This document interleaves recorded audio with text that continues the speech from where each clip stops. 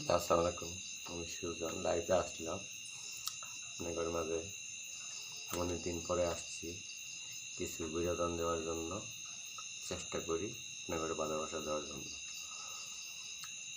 ও সাথী রে, তুমি কেমন করে আমায় ছেড়ে যাবে অন্য ঘরে?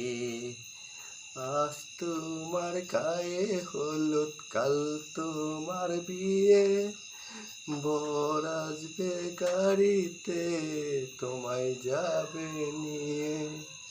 বুকটায় আমার শূন্য করে, ও সাথী রে, তুমি কেমন করে আমায় ছেড়ে যাবে অন্য ঘরে?